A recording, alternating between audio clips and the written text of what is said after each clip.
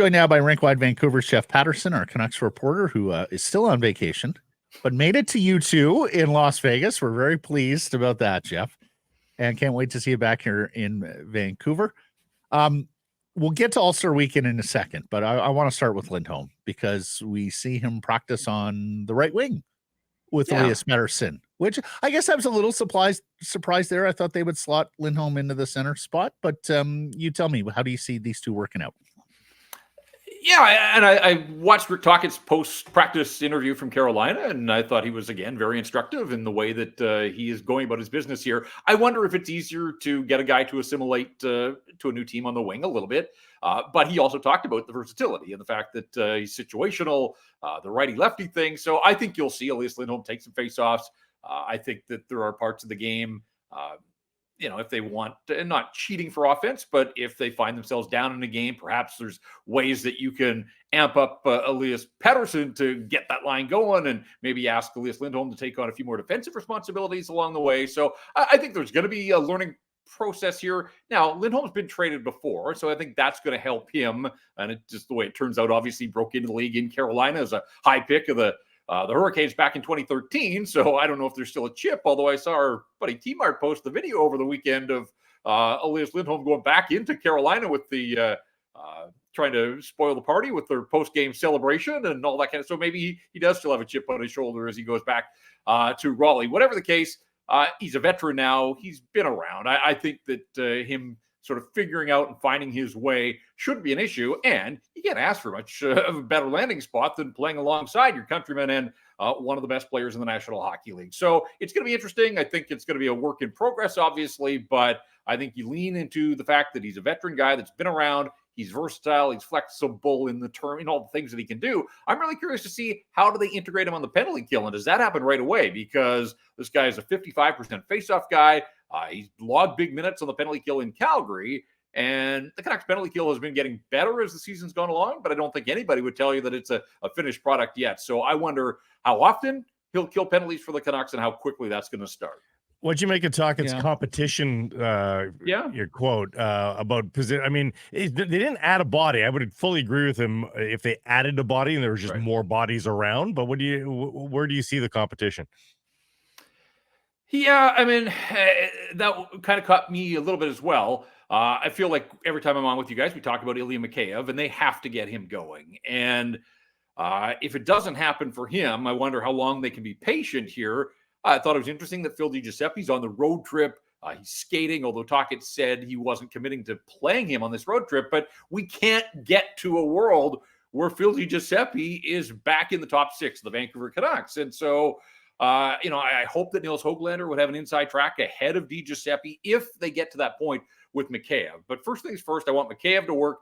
It feels like Miller and Besser and Pius Suter had something good going before the break, and so it looks like they're going to continue on here out of the break. Again, at the outset of the season, I didn't envision Pius Suter being a top six forward for the Canucks, but Kuzmenko didn't work. He's not here anymore. DiGiuseppe, we always kind of thought was a short-term project, and a guy that, look, he earned his spot out of camp. Like, I had no issues coming out of training camp, but we always said, like, long-term, there has to be a better option. Elias Lindholm certainly would fit the bill there. So, I mean, as far as the competition goes, I guess it's just the trickle down. But you're right. To me, the competition more feels like if Phil DiGiuseppe does get clearance here and knocks on the door, who comes out of the lineup to make room for him? And we've asked that question in the past. And again, I want to believe that a guy like Nils Höglander with his 14 goals has moved beyond being one of those candidates. I'm not sure that that's necessarily the case, but we'll cross that bridge, I guess, when we get to it, because Tocchet was pretty clear that,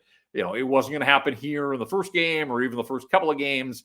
Maybe by the end of the road trip, we shall see. But look, right from the outset, the pre-season practice out at UBC, when Rick Tocchet talked about defense by committee, I think there's an element of forward by committee as well with this Vancouver Canucks Hockey Club, and I think we'll continue to see that. And really, with 33 games to go, to me, it's all about, obviously you're trying to win them, but you also want to know what you've got. You want to maximize and optimize so that you feel you've got the best lineup possible once the playoffs roll around. When we say first things first, I was thinking about this over the course of the weekend, fellas.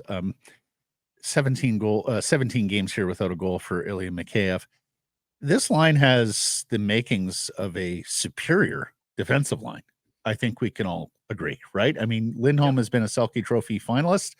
Elias Paterson, I guess I have to specify now, has earned Selke votes in the past, and we know that Mikheyev, especially when he came over, was known for his defensive acumen and his speed.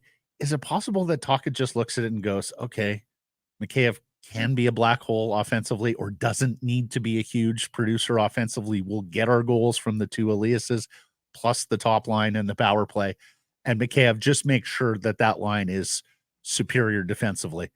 And we've got the makings of a trio I can keep together. Is that a world either of you can see?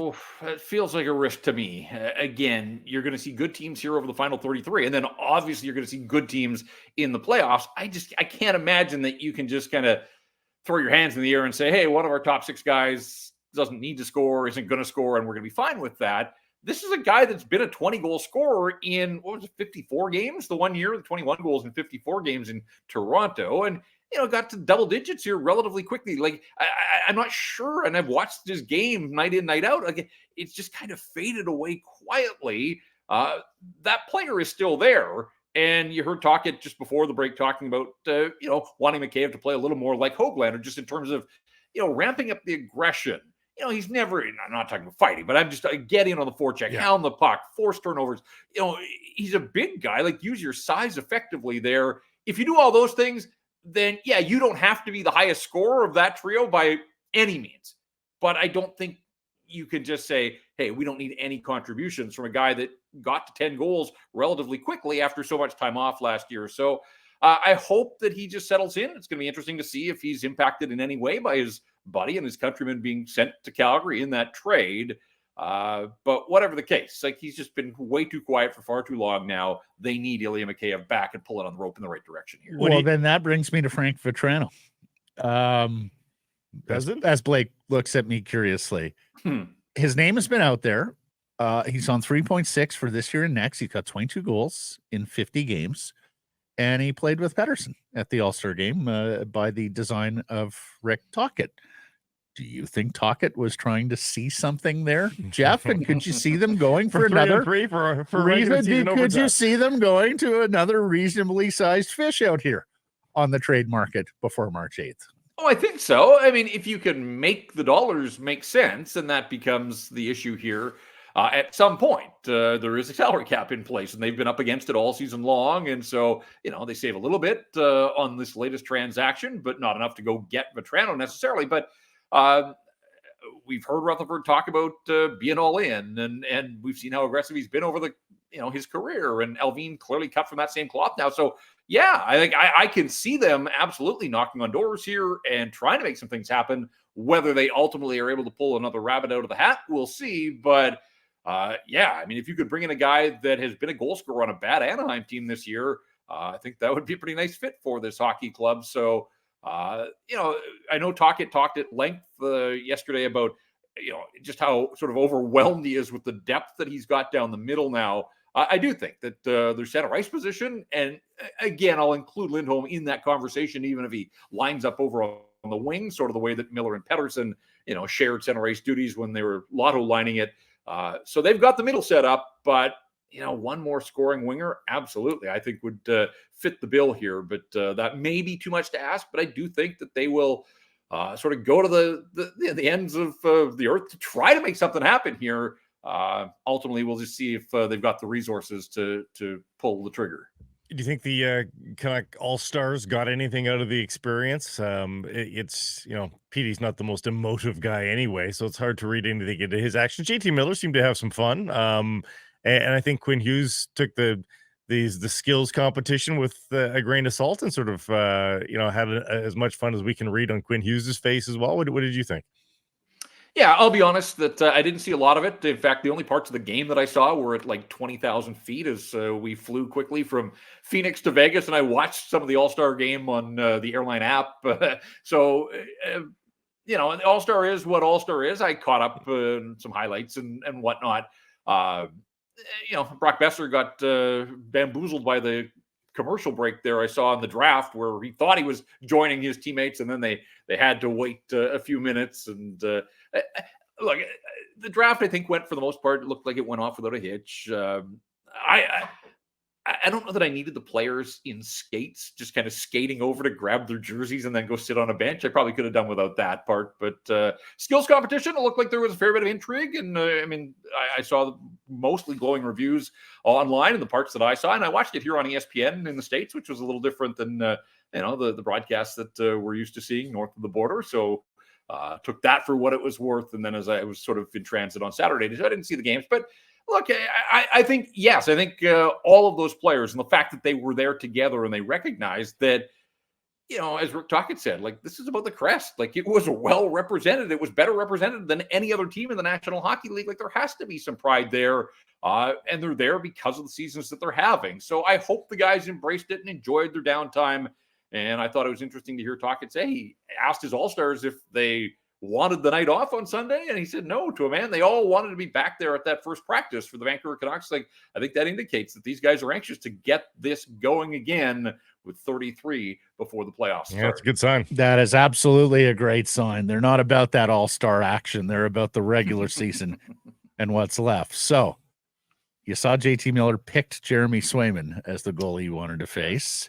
You saw Thatcher Demko wasn't hugging Jeremy Swayman. It's led to our poll question, Jeff. Demko and Miller versus Swayman. Is this reigniting Canucks-Bruins in advance of their Thursday game? Is the rivalry back, JPat? I can't believe you guys are going down this road, but it feels to me you need two sides to have a rivalry, right? And as much as people in Vancouver still cling to 2011, like, the Bruins have so moved past that. I don't know if there's a person in Boston that's thought about Vancouver since 2011. They've got back to 2 finals. They had one of the all-time great regular seasons. They've had Hall of Fame players, all of that since 2011. And we're left in Vancouver just twiddling our thumbs because there's been nothing since. And so there's too many people that are hung up on that. I'd love to see the rivalry get renewed, but man, it's going to take more than a no hug between goaltenders at All-Star weekend, I think, to fire it up. So I'm voting no on your poll question. Okay, well, the fans were aggrieved. Yeah, Boston fans were aggrieved. Yeah. Jacob Lauko quote tweeted one of them saying more hugs for us. So we'll see. Yeah. We'll see if anything transpires Thursday between these two teams. And of course, you'll be back doing rink whites between now and then against Carolina on Tuesday and against Boston on Thursday as the Canucks undertake this Eastern Conference trip, which is what, Jeff, a pretty good test, huh? Yeah, like we were talking tests. Yeah. I mean, this one is absolutely a test when you take a look at. Go ahead. Yeah, I just don't know that people are paying day-to-day attention to Carolina, but like, as good as the Canucks have been since Christmas, Carolina's got one more point than the Vancouver Canucks do since the Christmas break. So they've got the best power play in the National Hockey League since the Christmas break and actually before that. So, it's not a team that has game breakers, but they've got balanced scoring and they've got enough guys, obviously, and they've got the system there under Rod Brind'Amour. So great challenge for the Canucks, but like Vancouver, it's the first game for Carolina out of this break. We'll see if that has any impact. And then into Boston, and yeah, we'll watch the warm-up and we'll see if Demko and Swayman are, eyeballing each other from opposite sides of center. But then the 2 quick weekend games, Detroit doesn't play until that game on Saturday. So maybe that's a break that the Wings are going to have to find their legs. And then they get Washington on Sunday, Super Bowl Sunday. Washington will have been in Boston on Saturday. So it's back-to-back for both the Canucks and the Capitals, and we'll see how that one plays out. But whatever the case, it's 4 games in really 5.5 days because of the 2 early starts. So tough opponents, difficult scheduling. Those weekend matinees always seem to test the Vancouver Canucks. So, look, there's going to be a ton of tests from here to the finish line, but that's what makes this so great for us and the business that we're in and the fans. Like, I hope people embrace this, that it feels like, 15 of the final 33 are going to be big time, games against really good opponents that I think we're going to learn a lot about this Vancouver Canuck team that, has been incredible to this point, to the All-Star break, These aren't the final exams, obviously. The final exams come in the playoffs, but these are sort of like stern midterms here out of the All-Star break against some really good opponents. So let's see if the Vancouver Canucks can keep that mojo going.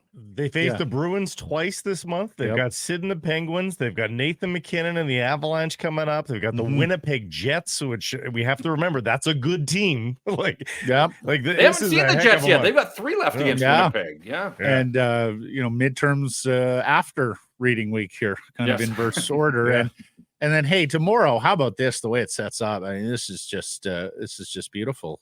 You sit down, you watch the Canucks in Carolina, and then you get dessert. Oilers shooting for 17 in a row in Vegas against the defending Stanley Cup champions. Should be a fun night of hockey on Tuesday. Jeff, great stuff. Travel home safely. Look forward to catching up later this week. All right, we'll see you soon, guys. Thanks. Hey, everybody, if you're enjoying what you're seeing here, then follow along with Sekeres and Price on YouTube. I promise more content coming. The kids call it subscribe on YouTube. Well, how about liking it? Do that as well. Smash it right now.